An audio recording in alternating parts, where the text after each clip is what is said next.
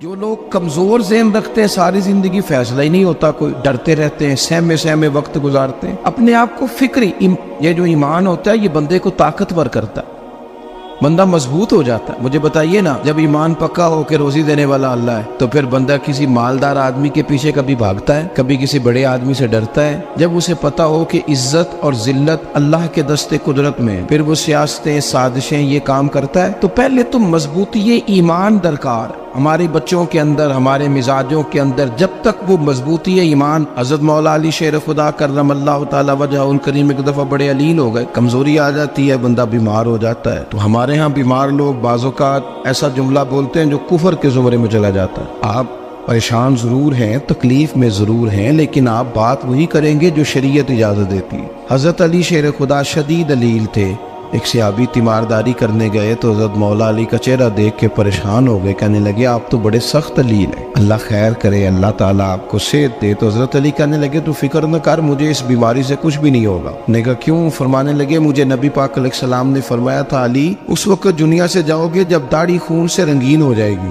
تو اس کا مطلب ہے میں خنجر کے وار کے ساتھ شہید کیا جاؤں گا، میں بیماری سے دنیا میں نہیں جاؤں گا، میں یہ بیماری سے مجھے کچھ بھی نہیں ہوگا، اللہ مجھے شفا دے دے گا، چونکہ حضور نے فرمایا کہ ساڈے نبی دی زبان ساڈے واسطے قرآن۔ تو سب سے پہلے تو اپنے ایمان کے اندر، توکل کے اندر مضبوطی پیدا کریں۔ مسلمان دیکھو نا، نماز پڑھنے سے روزی میں برکت ہوتی ہے، تو پھر اس کا مطلب یہ ہے کہ جب ٹائم آئے نا نماز کا تو گاہک جتنے مرضی کھڑے ہوں پھر دکان بند کرنی چاہیے، پھر نماز پڑھنی چاہیے، کیونکہ روزی تو اللہ نے دینی ہے، گاہکوں نے تو دینی۔ تو سب سے پہلے ضروری ہے مضبوطی ایمان، توکل، اللہ کی ذات پر بھروسہ۔ آپ کبھی میدان کربلا کا پورا نقشہ اپنے سامنے رکھیں نا، دو چیزیں ہیں، امام حسین کو نظر آ رہا ہے اب شہادت ہو جائے گی، اتنی بڑی فوج آئی ہے، خدا کی حکمت کے تقاضے سمجھ میں آ رہے ہیں، حالات کیا ہوں گے سمجھ آ رہی، پر ایک لمحے کے لیے بھی ان کا توکل کمزور نہیں ہوا۔ اپنے رب پر جو مضبوط بھروسہ ہے، سیدہ طیبہ طاہرہ حضرت فاطمہ الزہرا رضی اللہ تعالیٰ عنہا اونٹ کے بالوں کی بنی ہوئی چادر اوڑھ کر چکی پیس رہی تھی۔ یہاں بیویاں بڑا روتی ہیں، غریبی بڑی ہے، بڑی غریب بھی ہے، حالانکہ اب کون بندہ پیوند والے کپڑے پہنتا ہے جی؟ اب تو بڑی مشکل سے وہ لوگ ملتے ہیں جو جوتا ٹوٹ جائے تو گانٹھ کے پہنے، ورنہ تو نئے جوتے آ جاتے ہیں۔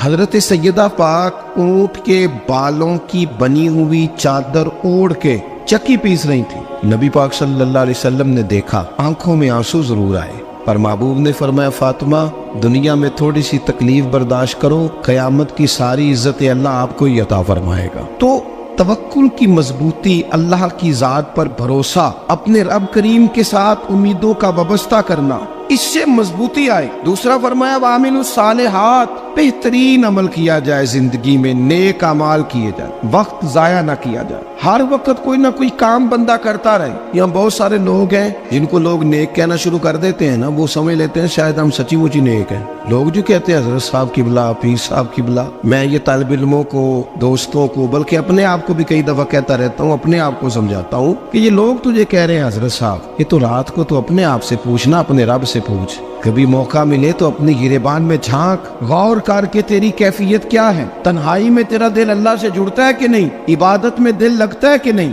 خدا کا خوف دل میں رہتا ہے کہ نہیں، غریب کی محبت، عزیزوں قربت والوں کا احساس طبیعت میں موجود رہتا ہے کہ نہیں۔ ویسے تو میرا مطلب ہے، لوگ کہہ دیتے حاجی صاحب آپ بڑے سخی ہیں، تو اس سے تو نہیں نا بندے نے سخی ہونا، سخی تو تب ہونا ہے جب اللہ کی بارگاہ میں مقبول ہوگا۔ اعمال صالحہ، نیک کام، اور وہ کرتا رہے بندہ، کوئی بھی کام اسے نیکی کا مل جائے نا۔ دیکھنا اپنا معیار ہر انسان نے بنایا ہوتا ہے کامیابی کا۔ کچھ لوگوں کا خیال یہ ہوتا ہے کہ بچے میرے پڑھ گئے، اپنی اپنی جگہ پہ سیٹ ہو گئے، میں اب بڑے سکون میں ہوں۔ کچھ کی رائے یہ ہوتی ہے کہ میں نے سب بچے بچیوں کا بیاہ کر دیا ہے، گھر میرا بن گیا ہے، اب میں بڑے آرام میں ہوں، قرار میں ہوں، سکون میں ہوں۔ تو اپنی اپنی رائے ہوتی ہے، لیکن حقیقت وہ ہے، اصل وہ ہے جسے اللہ کے قرآن نے بیان کیا۔ اللہ کریم نے فرمایا والعصر، اے محبوب علیہ السلام ہمیں آپ کے زمانہ مبارکہ کی قسم ہو، ان الانسان لفی خسر، فرمایا بے شک انسان خسارے میں، نقصان میں۔ اپنے تئیں کوئی دعویٰ کر لیتا ہے، آپ دیکھتے ہیں کہ بہت سارے لوگوں کے دعوے اپنے اپنے ہوتے ہیں نا۔ کسی بھی طالب علم سے آپ پوچھیں پیپر دے کے آئے تو پیپر کیسا ہوا ہے تو کیا کہتا ہے؟ جب کینڈیڈیٹ الیکشن لڑتے ہیں تو رات کو جب وہ سوتے ہیں تو سارے جیت کے ہی سوتے ہیں، ان کو سب یہی کہتے ہیں کہ لوگ سارے تیرے ساتھ ہی ہیں. حالات، یہ جتنے بادشاہ حکمران ہوتے ہیں ان کے بگڑنے کی بنیادی وجہ ہوتی ہے کہ یہ خوش فہمیوں میں مبتلا ہوتے ہیں. ہم میں سے بھی ڈھیر سارے لوگ ہیں جو خوش فہمیوں میں مبتلا ہیں. کچھ کہتے ہیں جناب ہماری نسبت بڑی تگڑی ہے. بھئی نسبت تو امام حسین سے تگڑی تو کسی کی نہیں نا. تو ساری رات نماز پڑھتے تھے، روزے رکھتے تھے، اللہ کو یاد کرتے تھے. آپ خالی نسبت پر بیٹھ کر عمل چھوڑ جائیں تو یہ کیسے ممکن ہے؟ تو اپنے اپنے تئیں لوگوں نے معیار کامیابی کے قائم کر لیے ہیں. اللہ فرماتا ہے کہ محبوب مجھے قسم ہو زمانے کی، انسان نقصان میں، یہ دن بدن جو وقت گزار رہا ہے تو اس کا نقصان، اس کا خسارہ، اس کا گھاٹا بڑھتا جا رہا ہے. روز نقصان میں کتنا کتنا عمر کا حصہ لوگوں نے ضائع کر دیا. کتنے کتنے بہترین لوگ تھے لیکن روزی روٹی کے پیچھے وقت سارا برباد ہو گیا. یہ رزق حلال کے لیے دوڑ دھوپ ہو وہ تو بڑی بات، لیکن تکبر کے لیے اور خواہشات، بیجا خواہشات کی تکمیل کے لیے، ایک دوسرے سے آگے بڑھنے کے لیے بڑا وقت ضائع کیا لوگوں. اچھا کوئی بھی نہیں جیتا، خاندانوں میں بھی کوئی نہیں جیتا، برادریوں میں بھی کوئی نہیں جیتا، پر لڑائی ساری زندگی کی ہے. میں نے آگے گزرنا، میں نے آگے، حالانکہ کوئی کسی کو جیتنے دیتا ہی نہیں. اپنے اپنے تئیں لوگوں نے معیار قائم کیے کامیابی کے. اللہ فرماتے ہیں بے شک انسان نقصان میں ہے، لیکن جس میں 4 خوبیاں پائی جائیں اللہ کا قرآن کہتا ہے وہ بندہ کامیاب ہو. کون کون سی؟ الا الذین آمنوا. سب نقصان میں نہیں سوائے ان لوگوں کے جو ایمان لائے. سب سے پہلے کیا کرے؟ ایمان ہو اس کے پاس، مضبوط ایمان. وعملوا الصالحات، اور ایمان بھی لائے اور نیک کام بھی کرے.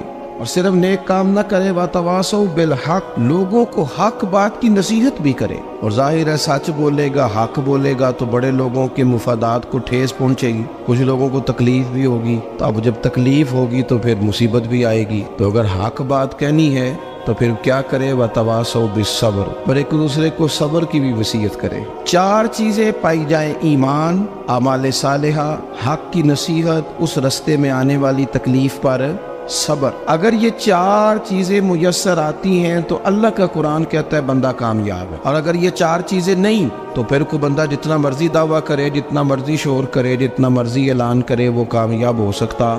سب سے پہلے تو اپنا ایمان پکا کرے.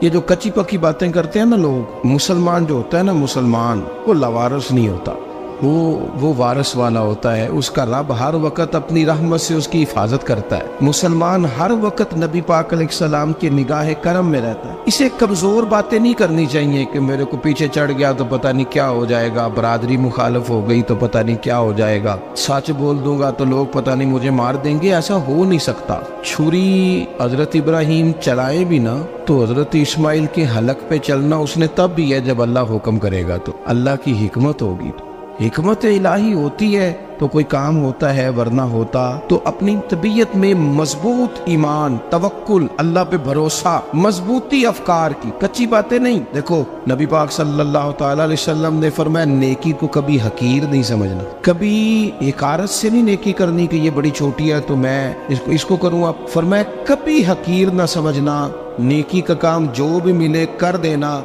فرمایا اگر بھائی سے مسکرا کے ملو گے بنا تو اس پر بھی اللہ تمہیں صدقے کا ثواب عطا کرے گا. ہم تو اس دین سے کے ماننے والے ہیں جو کہتے ہیں تو گلی سے روڑا اٹھا دے، کانٹا اٹھا دے، کسی کی تکلیف دور کر دے، کسی اس پر گنجائش کر دے، کسی کے لیے آسانی کر دے. جو بھی خیر کا کام میسر آئے پورے دن میں اسے چھوڑے نہیں. صبح گھر سے نکلے، وہ ایک صحابی تھے، غالباً تابعی تھے، تو بازار جاتے اپنے غلام کے ساتھ تو سارا بازار گھوم کے واپس آ گئے. خادم نے کہا جناب کو نہ کوئی خریدا نہ کچھ بیچا. تو آپ سارا بازار گھوم کے آ گئے. فرمانے لگے تیرا کیا خیال ہے؟ میں نے کچھ بھی نہیں کیا. کہا جناب پھر کیا کیا ہے؟ فرمانے لگے تم نے دیکھا جو بندہ بھی گزرا میں نے اس کو کہا السلام علیکم، تو کتنی کو نیکیاں میں جمع کر کے آ گیا ہوں. کوئی خیر جو میسر آئے. ہم سمجھتے ہیں کہ شاید کوئی کروڑ کو روپیہ ہوگا تو پوری مسجد بناؤں گا تو پھر میں نے نیکی کر دی ہے. شاید جناب میں، حالانکہ یہ چھوٹے چھوٹے کام ہے نا، چھوٹے چھوٹے کام، ان کی تو زیادہ ضرورت ہوتی ہے، ان کی تو زیادہ حاجت ہوتی ہے. کوئی آپ رستے میں گزر رہے ہیں تو نیچے کوئی کھڈا بنا ہوا ہے تو اس پر ہم کیا کرتے ہیں؟ گاڑی میں بیٹھ کے تبصرہ کرتے ہیں اے روڈ کھورے کدو بننا ہے. بھئی یہ کھڈا ہے نا تو آپ نیچے اترے نا تو آپ دھابڑا لیں نا، کئی پکڑے نا، یہ تو 5 منٹ کا کام ہے. یہاں آسانی کر دیں نا آپ، اس میں گنجائش کر دیں۔ حضور سید عالم علیہ السلام نے فرمایا، امام راضی نے حدیث لکھی ہے، قیامت کے دن ایک بندے کو اللہ معاف کرے گا تو مالک وہ بندہ عرض کرے گا، یا اللہ میں تو بڑا گنہگار ہوں، کس وجہ سے معافی ہوئی؟ فرمایا رات کے وقت تو گزر رہا تھا، تیرے پیر سے روڑا ٹکرایا تھا اور تو نے اٹھایا ادھر ادھر دیکھ کے کہ کوئی اللہ کے کسی بندے کو تکلیف نہ ہو جائے۔ کہ مالک وہ تو میں نے زمانہ بیت گیا، کوئی اتنی بڑی بات بھی نہیں سمجھی۔ تو رب کریم نے فرمایا تو رات کے اندھیروں میں بھی میرے بندوں کا خیال رکھتا تھا، تو میں تیرا خیال نہ کروں؟ کوئی عمل ہمارے ہاں لوگ کوئی کام نہیں کرتے، بالکل نہیں، کوئی کام نہیں، نہ بڑے نہ چھوٹے نہ سمجھدار نہ ان پڑھ، کچھ بھی نہیں۔ نشستن گفتن برخاستن، بیٹھو راج کے گپے مارو، تبصرے کرو فلانا کچھ نہیں کر رہا، فلانا کچھ نہیں کر رہا، اس کے بعد اٹھ کے چلے جاؤ۔ کچھ کریں، وعاملوا الصالحات، نیکیاں جمع کریں زندگی میں، خزانہ بنائیں، خزانہ، اپنی ڈیوٹیاں اپنی ذمہ داریاں پوری کریں، ہر وقت کام، ہر وقت ذمہ داری، ہر وقت ڈیوٹی۔ لیکن نا امام حسن اور حسین، ان کی آپ کبھی زندگی کا مطالعہ کریں، فرض نماز کے علاوہ 100 رکعت نماز نفل روز پڑھنی ہے، پتہ کرنا ہے غریب کہاں کہاں ہیں، ان کا خیال رکھنا ہے، اور نیرے پیسے نہیں دینے۔ ہمارے یہاں لوگ غریبوں کو پیسے ضرور دیتے ہیں، عزت نہیں دیتے، ان کو 4 پیسے کی مدد ضرور کر دیتے ہیں، پر عزت نفس کا خیال نہیں رکھتے۔ امام زین العابدین رضی اللہ تعالیٰ عنہ فرماتے ہیں، گزر رہے تھے، آپ دیکھیں نا، امام غزالی حدیث لائے ہیں کہ بندہ اور کچھ نہ کرے، کسی مومن کا دل راضی کر دے تو اللہ 60 سال کی نفلی عبادت کا ثواب عطا کرتا ہے۔ دل بدستاور کی حج اکبر است، از ہزارہ کعبہ یک دل بہتر است۔ کسی کا دل خوش کر دینا، اس کو راحت دے دینا، اس کو قرار دے دینا، اس کے لیے کوئی ایسا سامان کر دینا کہ بندہ مطمئن ہو جائے، سکون ہو جائے۔ یہ ہمارے ہاں جو لوگ ہوتے ہیں نا، سرکاری ملازمین، ڈیوٹیوں والے، ان کی طبیعتوں میں تلخی ہوتی ہے۔ یہ اگر صرف پیار کرنے لگ جائے نا، سے وابستہ لوگ میرے احباب میں سے ہیں، تو میں ان سے کہتا ہوں کہ شفا تو اللہ نے دینی ہے، چلو تم دعائی تو آج کے دیا کرو نا، تم آنے والے کی بات تو توجہ سے سنو۔ وہ بیچارہ اپنی بات، ہمارے ایک بزرگ تھے تو تعویذ لکھا کرتے تھے، بڑے عالم تھے، مجھے کچھ تھوڑی سی نا میرے دل میں ان کے بارے میں خفگی رہتی تھی کہ آپ اتنے بڑے عالم ہیں، آپ کتاب لکھیں، آپ تعویذ لکھ رہے ہیں، اور پھر لوگوں نے کمائی کرنی ہوتی ہے، آپ تو مفت دیتے ہیں سارا کچھ، اتنی لمبی ڈیوٹی، سارا دن بیٹھے رہتے ہیں آپ اور لکھتے تعویذ ہیں۔ میں نے ایک دن ان سے گزارش کی، میں نے کہا شیخ آپ بڑے آدمی، جن لوگوں کو اللہ نے رسوخ فی العلم عطا فرمایا ہوتا ہے، ان میں سے آپ، اللہ نے آپ کو پختگی دی ہے علم میں، شعوری عالم ہے آپ، سارا دن تعویذ۔ فرمانے لگے یار میں تعویذ نہیں لکھتا، اصل مسئلہ یہ ہے کہ جو تعویذ لینے آتا ہے وہ اپنا سارا دکھ سناتا ہے، تو میں تعویذ نہیں لکھتا، میں نہ بس لوگوں کے کلیجے ٹھنڈے کرتا ہوں، میں کسی کا، اب تو بچوں کے پاس ٹائم ہی نہیں، وہ تو ابا کا دکھ نہیں سنتے، تو بیٹھتے ہی نہیں۔ اماں کہہ رہی ہوتی ہے کہ پتر کو 10 منٹ میرے پاس بھی بیٹھا کر، لیکن پتر مصروف بڑا ہے، ویڈیو چڑھانی ہے اس نے۔ ہم الجھ گئے۔ یہ چیزیں انسان کو نفسیاتی طور پر کمزور کر دیتی ہیں، جو لوگ زیادہ یہ کام کرتے ہیں ان کے حافظے کمزور ہو جاتے ہیں، وہ الجھ جاتے ہیں، انہیں پتہ نہیں ہوتا رات میں نے کیا کہا تھا، صبح میں کیا کہہ رہا۔ ہر وقت نہیں، ضرورت کے وقت، ہر ٹائم نہیں، مخصوص اوقات میں۔ حضرت امام زین العابدین رضی اللہ تعالیٰ عنہ فرمانے لگے، ہم گزر رہے تھے، امام حسین ساتھ تھے، تو رستے میں نہ کچھ غربا، غریب لوگ بیٹھ کے کھانا کھا رہے تھے، کہتے ہماری ان پر نظر پڑی، تو انہوں نے حضرت امام حسین رضی اللہ تعالیٰ عنہ سے کہا حضور آئیے، تشریف لائیے، کھانا کھائیے۔ وہ ضروری نہیں ہوتا آپ کو سب کا کھانا پسند ہی آئے، ٹیسٹ اپنے اپنے ہوتے ہیں، یہ ضروری تو نہیں۔ کھانا پسند نہ بھی آئے تو دل تو پھر بھی راضی رکھنا چاہیے۔ قربان جائیں، نبی پاک نے کس طرح ہماری تربیت کی۔ حضرت عائشہ صدیقہ رضی اللہ تعالیٰ عنہ فرماتی ہیں، کریم محبوب کا میں نے یہ طریقہ دیکھا کہ اگر کھانا ناپسند ہوتا تو چھوڑ دیتے، پر کبھی اس میں سے نقص نہ نکالتے، عیب جوئی نہ کر۔ گرمی کے موسم میں کھڑی ہے بیچاری خاتون، اور کتنی مشقت سے اس نے کھانا بنایا، اور کتنی گرمی صحیح ہے چولہے کے سامنے، لیکن صاحب کو کھانا رکھا ہے تو وہ کہتے ہیں یہ تو کی پکایا ہے، وہ کھانے والی چیز ہے بھئی، اس طرح کرنا، اب جو اگلی انڈیا وہ تو پکا، نہ تو کھڑا ہو۔ یہ پتہ چلی یہ کام کتنی مشقت کا ہے۔ زندگی میں کچھ تھوڑا سا دوسروں کا خیال رکھنا، یہ بھی تو دین کا حصہ ہے۔ آپ اپنی زندگی میں ہمیشہ اپنے لیے سوچیں، کسی اور کا سوچیں ہی نہ۔ تو میرے عزیز یاد رکھیں گے آپ، امام زین العابدین کہتے ہیں نبی پاک صلی اللہ تعالیٰ علیہ وآلہ وسلم نے نا حضرت امام علی مقام کی، امام حسن اور حسین کی اس طرح سے کچھ تربیت فرمائی تھی کہ غریب پروری ان کے اندر رچ بس گئی۔ مزاج بن گیا. وہ غربا بیٹھے تھے دسترخوان بچھائے سڑک کے کنارے, تو امام حسین گزرے تو انہوں نے آواز دی. امام صاحب لوگ کہنے لگے حضور تھوڑی روٹی نہیں کھا لیتے ہمارے ساتھ. تو امام صاحب آ گئے, نیچے بیٹھ گئے غریبوں کے ساتھ. کوئی جرت کرے نا, چلو امیروں نے تو غریبوں کے ساتھ بیٹھنے کی جرت نہیں کرنی, کوئی پیر ہی بیٹھ جائے غریبوں کے ساتھ, وہی مہربانی کر دے کہ میں پیر صاحب ہوں قبلہ ہوں تو میں ہی چلو لنگر کھا لوں مریدوں کے ساتھ بیٹھ کے.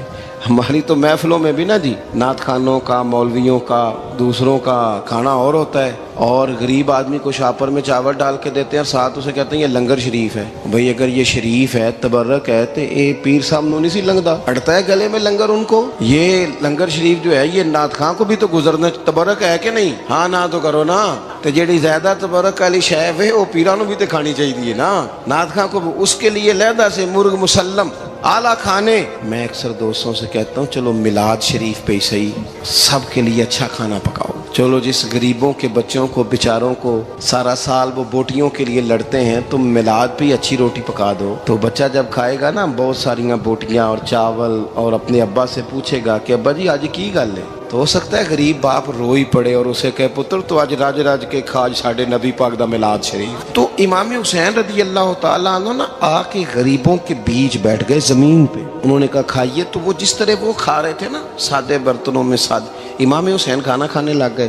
میں نے کہا خیر کا کام کوئی بھی ملے اسے ضائع, چلو اور کچھ نہیں کر سکتے تھے, کسی کو سڑک ہی پار کرا دے نابینا کو, چلو اور کچھ نہیں کر سکتے تو آپ کو پتہ ہے کہ سامنے والا بوجھ لے کے گزر رہا ہے, آپ تھوڑا سا ہٹ جائیں روڈ سے, اسے گزر لینے دیں. کوئی تو کام زندگی میں کوئی ارادہ تو خیر کا بندہ کرے. امام حسین بیٹھ گئے, ان کے ساتھ روٹی کھائی, تھوڑی دیر کے بعد اجازت لی, فرمایا جاؤں؟ کہنے لگے حضور اور کھائیے. فرمانے لگے میں تو ابھی روٹی کھا کے آیا تھا اور آج تک ایسا نہیں ہوا کہ دوبارہ کھانا کھاؤں, ایک لقمے کی بھوک نہیں تھی, جتنا بھی کھایا ہے نا یہ تمہارا دل خوش کرنے کے لیے کھایا ہے. غرباء مساکین کی وعامل الصالحات, ایماندار بندہ ایمانداروں جیسے کام کرتا ہی اچھا لگتا ہے. 25 حج کیا امام حسن اور حسین نے مدینے سے مکے پیدل جا کے. میں کہتا ہوں چلو ہم باجماعت نماز ہی پڑھ لیا کریں. چلیں, حضور صلی اللہ علیہ وسلم نے فرمایا فجر کی نماز پڑھ کے بیٹھ جاؤ, اشراق چاشت تک اللہ کا ذکر کرو, 2 نفل اشراق کے 2 چاشت کے پڑھ لو, اللہ 2 حج اور 2 عمرے کا ثواب عطا کر دے گا. مشکل کام تو نہیں. اہل بیت نے ہمیں سبق یہ پڑھایا ہے, حضور کے اصحاب نے ہمیں سبق یہ پڑھایا. تیسری بات فرمایا وتواصوا بالحق, صرف یہ نہیں کہ تم نماز پڑھ کے تو بیٹھ جاؤ, تم نے نا بے نمازی کو نماز کی دعوت بھی دینی ہے. مظلوم پر ظلم ہوتا رہے اور کونے میں چپ کر کے بیٹھے نہیں رہنا, بلکہ اگر ہاتھ پکڑا جا سکتا ہے تو ظالم کا ہاتھ پکڑنا ہے. نبی پاک علیہ الصلوۃ والسلام نے فرمایا اپنے بھائی کی مدد کرو چاہے وہ ظالم ہو یا مظلوم ہو, بھائی کی مدد کرو چاہے ظالم ہو یا مظلوم ہو. تو صحابہ نے عرض کی یا رسول اللہ صلی اللہ تعالی علیہ وسلم یہ مظلوم کی مدد تو سمجھ میں آتی ہے, یہ ظالم کی مدد کیسے کریں؟ نہیں سمجھ آ رہی ہے آپ کو بات؟ یا رسول اللہ صلی اللہ تعالی علیہ وسلم مظلوم کے ساتھ کھڑا ہونا تو ہماری عقل میں آ گیا, تو ظالم کی مدد کیسے کرنی ہے؟ نبی پاک صلی اللہ تعالی علیہ وسلم نے فرمایا ظالم کو ظلم کرنے سے روک دو, تم نے اس کی مدد کر دی, اسے باز کرو. لیکن ہم تو اتنی جرت ہی نہیں رکھتے بدی کو بدی کہنے کی, اتنی طاقت ہی نہیں ہوتی. جھوٹ کو جھوٹ کہنے کی ہمت, ہمارے گھر میں سارا کچھ ہو رہا ہوتا ہے, ہمیں پتہ ہوتا ہے کہ فلاں جگہ پہ ہمارا قبیلہ ہماری برادری غلط ہے, پر اتنی جرت کرتے ہم سچ بولتے ضرور ہیں پر دوسروں کے بارے میں, اپنے بارے میں سچ بولنے کو تیار نہیں ہوتے. جرت کا مظاہرہ کریں, زندگی میں حق کو حق کہنا سیکھیں, غلط کو غلط کہنا سیکھیں, جھوٹ کو جھوٹ کہیں, بدی کو بدی کہیں, سچائی کا ساتھ دیں ہمیشہ. ہم نے جب تک دیکھو نا ظلم ہوتا رہے, زیادتی ہوتی رہے, اپنا دروازہ اندر سے بند کر لو, پتر باہر نہ جانا, کیوں جی باہر اس پہ ظلم ہو رہا ہے, ان کے گھر آگ لگی ہے کو ہمارے گھر تو نہیں نہ لگی. یاد رکھنا پڑوسیوں کی آگ نہ بجھاؤ گے تو اپنے گھر بھی آ جائے گی. اگر مظلوم کا ہاتھ نہیں پکڑو گے تو ظالم دلیر ہو جائے گا. اور ہمارے جتنے بھی بزرگ گزرے انہوں نے ظالموں کو ظالم کہا. امام احمد بن حنبل نے جیل کاٹی, امام اعظم ابو حنیفہ نے جیل کاٹی. آج کل لوگ کہتے ہیں مولانا صاحب آپ نے نا جناب غلط کو غلط نہیں کہنا, سیاست کی بات نہیں کرنی. کیوں جی, کس لیے نہیں کرنی؟ سیاست تو تدبیر کا نام ہے. بنو اسرائیل میں جتنی بھی تدبیر ہوتی تھی وہ سارے انبیاء کیا کرتے تھے. کیوں نہ بات کریں؟ یہ جن کرسیوں پہ آج تم نے ظالموں جابروں کو بٹھایا, یہ کرسی تو حضرت ابوبکر صدیق جیسے لوگوں کی ہے, یہ تو حضرت عمر جیسے لوگوں کی سیٹ ہے, حضرت عثمان غنی جیسے لوگوں کا کام ہے, مولا علی جیسے لوگوں کا کام ہے. غلط جگہوں پہ غلط لوگ بٹھا دی اور پھر جھوٹے کو جھوٹا بھی نہ کہیں، ظالم کو ظالم بھی نہ کہیں۔ ہم سے نہ رقم ہوں گے قصیدے یزید کے، کیونکہ ہم لوگ تو حسین کے سیرت نگار ہیں۔ یہ کیا بات ہوئی، آپ سچی بات ہی نہ کریں، کلمہ حق کہیں، ہمیشہ کھری بات کہیں، سچی، گرچہ اپنا نقصان ہو، حق کے ساتھ کھڑے ہونا سیکھیں۔ وتواصوا بالحق، ساری آسانی تھی، امام حسین کو کوئی مسئلہ نہیں تھا، آرام سے بیٹھے تھے۔ آج کتنے موجوں میں بیٹھے ہیں، پیر صاحبان، مولوی صاحبان، خطیب صاحبان، سیاستدان، وڈیرے، موج لگی ہوئی ہے، کسی کو کچھ نہیں کہنا، کچھ کہیں گے تو پھر بندے مخالفت کریں گے۔ تو امام حسین مسجد نبی میں جمعہ پڑھاتے تھے، چپ کر کے بیٹھے رہتے، حضور سید عالم علیہ السلام کے مزار انور کے پاس بیٹھے تھے، بیٹھے رہتے۔ لیکن امام حسین نے فرمایا ظالم حکمران بنے تو وہ قوموں کو تکلیف دیتے ہیں، وہ ملی نقصان کرتے ہیں، وہ امت کا چہرہ مہرہ بگاڑ کے رکھ دیتے ہیں، لہذا کھڑے ہونا پڑتا ہے، کلمہ حق کہنا پڑتا ہے، الہ کلمۃ الحق کے لیے نکلنا پڑتا ہے۔ آپ اپنی زندگی کے اندر سچی بات کرنا سیکھیں۔ الیکشن کے دن آ گئے، میرے ایک بڑے محبت والے ساتھی تھے، وہ آ گئے ووٹ کے لیے۔ ویسے بھی یہ جو بیماری ہمارے ملک میں نا جی، ہمارے ہاں حکمران بعضوں کا کہتے ہیں اوے ہو جی جمہوریت بڑی ضروری ہے۔ وہ بھی کس مصیبت کا نام ہے جمہوریت؟ اقبال تو کہتے ہیں کہ یہ وہ چیز ہے کہ جس میں پتہ ہی کوئی نہیں ہوتا، پڑھے لکھے ان پڑھ کا، چھوٹے اور بڑے کا، سیانے اور بیوقوف کا۔ جمہوریت وہ طرز حکومت ہے کہ جس میں بندوں کو گنا کرتے ہیں، تولا نہیں کرتے رہتے ہو ہر وقت۔ قوم کو اس کا حق ملنا چاہیے، غریب کی مدد ہونی چاہیے، انصاف ملنا چاہیے۔ باقی یہ تمہاری کہانیاں ہیں ڈکٹیٹرشپ اور جمہوریت، اور ہمیں تمہاری سمجھ بھی نہیں آتی۔ ہر ڈکٹیٹر کے ساتھ ہوتے ہو، باتیں جمہوریت کی کرتے ہو، جہاں تمہارا دل کرتا کھڑے رہتے ہو۔ ہمیں تو کوئی اس سے غرض نہیں، کام ہونا چاہیے، بلکہ جو لوگ قوت نافذہ رکھتے ہیں انہیں سمجھنا چاہیے کہ ملک کی بھاگ دوڑ ہمیشہ مضبوط ہاتھوں میں رہے، اور وہ اس طرح کا نظام وضع کریں، مل بیٹھے سارے ادارے کہ غریب کی سنی جائے۔ وہ مجھے بڑی اچھی طرح یاد ہے جب وہ ایک حکومت ختم ہوئی اور جو ایک فوجی رہ کے گئے تھے 11 سال، ان کی حکومت آئی تو میں باہر نکلا تو ایک بزرگ تھے، وہ صبح صبح ناشتہ بیچا کرتے تھے ہمارے علاقے میں، چاول اور چنے بنے۔ تو میں نے ان سے کہا بزرگوں پتہ لگا جی رات دی حکومت بدل گئی ہے۔ تو فرمان لگے پتر جیڑا مرضی بھی آ جائے، میں تو چاول بیچ کے روٹی کھانی، ہمیں تو ان سے غرض ہی نہیں، اللہ جانے کون آیا کون گیا، تو کھیل تماشا بنایا ہوا ہے۔ تو جھوٹے کو جھوٹا کہیں۔ میرے ایک دوست ہیں الیکشن لڑتے ہیں، مجھے ایک دفعہ آ کے کہنے لگے آپ نے کبھی ووٹ نہیں ڈالا، اس دفعہ ضرور ڈالے۔ میں نے کہا نہیں ڈالتا میں۔ کہنے لگے ووٹ قوم کی امانت ہے، تو میں نے کہا امانت کسی بے ایمان کو دے دوں؟ امانت تو امانت دار کو دی جاتی۔ نہیں سمجھے آپ بات؟ یہ سارے کہتے ہیں نا ووٹ قوم کی، تو امانت کس کو دینی چاہیے؟ صحیح بتاؤ۔ چلو ہوں تسی بولنا نہیں، بس دل وچ گل رکھنی، دل وچ دیندے ویسے امانت دارا نہیں ہو نا۔ نہیں میں نے کہا بولنا نہیں، ہمیں کسی نے پتہ نہ لگ جائے، دیتے ویسے امانت داروں کو ہی ہو نا۔ یہ اپنے دل سے پوچھو، فیصلہ لو، اللہ سے ڈرو۔ ظالم کا مددگار ظالم ہوتا ہے، ظالموں کا مددگار ظالم ہوتا ہے۔ وہ تیرے میرے ووٹ پر جیت کر جب ظلم کرے گا تو پھر کون ہے جو یہ دعویٰ کرے گا کہ جناب میں ظالم کا مددگار نہیں؟ سوچو سمجھو، غور کرو۔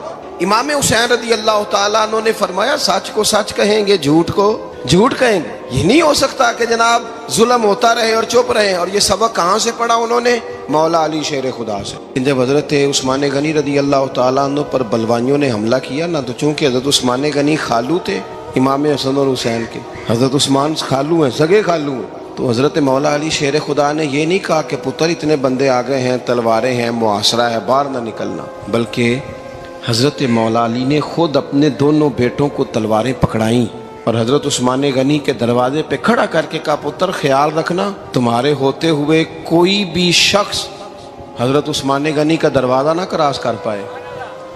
خود اپنے بچوں، ہر جنگ میں حضرت علی ساتھ لے کے جاتے تھے۔ ہم تو بچوں کو دلیری سکھاتے ہی نہیں، بزدل۔ اور کچھ ہمیں بابے مل گئے، وہ کہتے ہیں منڈے نو سایا ہے، میں کہ بابے نو آپ سایا ہے، انہوں بھی کرو دم کراؤ، اس کو نظری سایہ آتا ہے۔ کیسے نادانوں سے پالا پڑ گیا۔ کیا ہوتا ہے وہ سایہ؟ اچھے بھلے سیانے نوجوان بتی بند کر کے اندر لیٹا ہوا ہے بچہ، بابا کہہ گیا انہوں سایہ ہے۔ بابا کہڑا کہہ گیا جڑا باہر روٹی لین آیا سی، بھی ایڈی پہنچی سرکار ہوندی تے ٹکر ہی گھر کھا لیندی۔ لوگوں کی قسمت کا حال بتاتا ہے، اپنی اتنی خراب ہے کہ مانگتا پھرتا ہے۔ کیا مذاق بنایا ہم نے اپنے ساتھ۔ تھوڑے سمجھدار ہو جائیں، ہر بندے کی بات کا اثر قبول نہ کیا کریں۔ مومن کے پاس طاقتیں ہوتی ہیں، جو جدھر لگاتا ہے چپ کر کے لگ جاتے ہو۔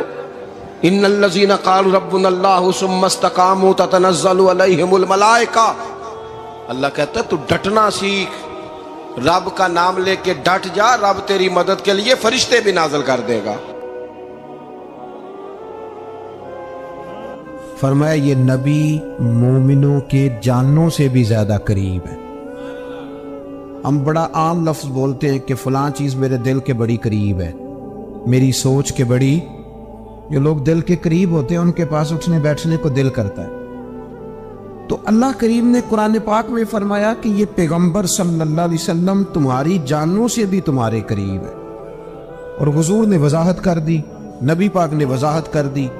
حضور نے فرمایا لا یؤمن احدکم حتی اکون احب الیہ من والدہ وولدہ والناس اجمعین، او کما قال نبی صلی اللہ علیہ وسلم۔ فرمایا تم میں سے کوئی اتنی دیر تک مومن ہو ہی نہیں سکتا جب تک ہر چیز سے بڑھ کر مجھ سے پیار نہ کرے۔ ایک مثال دے لوں، بات آسان ہو جائے گی۔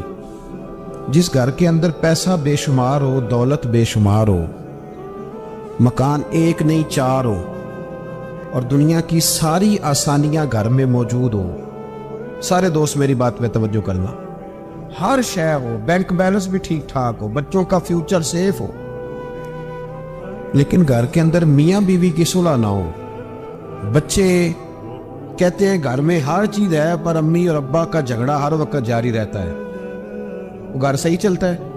آپ نے بولنا اس لیے نہیں کہ یہ باتیں لوگ، یہ گھر کے اندر کی باتیں ہیں نا۔ حالانکہ پاکستان کا تجزیہ یہ ہے کہ 95% میاں بیوی کے حالات ٹھیک نہیں پاکستان، یہ سرکاری اعداد و شمار ہے۔ 95% گھروں میں اختلاف رائے۔ یہ بات ذہن میں بٹھا لیں کہ میاں بیوی کا اگر اتفاق نہیں نہ ہوتا تو وہ کہیں کہ گھر میں کوئی بھی خوشی رہے گی تو یہ ممکن ہی نہیں، یہ سوال ہی نہیں پیدا ہو۔ 6 بچے ہوتے ہیں اور شادی کو 24 سال گزر جاتے ہیں پھر بھی طلاق ہو جاتی ہے، اس لیے کہ میاں بیوی کے لیے سب سے ضروری چیز آپس کی محبت ہے۔ اور یار کیا خوبصورت انداز ہے میرے رسول پاک علیہ السلام کا، جتنی شاندار طبیعت حضور نے مولا علی شیر خدا کی تھی اتنی کوئی کر سکتا ہے؟ اور جتنی اعلیٰ ترین تربیت اور حسن سیدہ فاطمہ کو اللہ نے دیا کسی اور کو مل سکتا ہے؟ لیکن میرے نبی پاک علیہ السلام نے ان کی شادی کے بعد ان کو اکٹھے بٹھا کے ان کے سر آپس میں جوڑ کے ہاتھ اٹھا کے دعا کی تھی کہ اے اللہ ان کے درمیان محبت پیدا فرما دے۔ میاں بیوی کے درمیان جو سب سے اہم چیز ہے وہ محبت ہے۔ بچے کہتے ہیں ہم کدھر جائیں، ابا کی سنیں کہ اماں کی سنیں؟ اور اکثر گھروں میں بچوں کی تربیت رک جاتی ہے اس لیے کہ میاں بیوی کا سلوک نہیں ہوتا، تباہی اتر جاتی۔ گھر کے اندر ہر شے ہے پر ان کا پیار نہیں۔ پتہ یہ چلا کہ گھر میں محبت نہ ہو تو گھر نہیں چلتا۔ اگر محبت کے بغیر ایک گھر نہیں چل سکتا تو محبت مصطفیٰ کے بغیر دین کیسے چلے گا؟ گھر نہیں چلتا میرے بھائی، ٹوٹ جاتا ہے، بکھر جاتا ہے۔ سارا کچھ ہونے کے باوجود میں نے مردوں کو روتے ہوئے دیکھا ہے، عورتیں تو روتی ہیں، میں نے مردوں کو روتے ہوئے دیکھا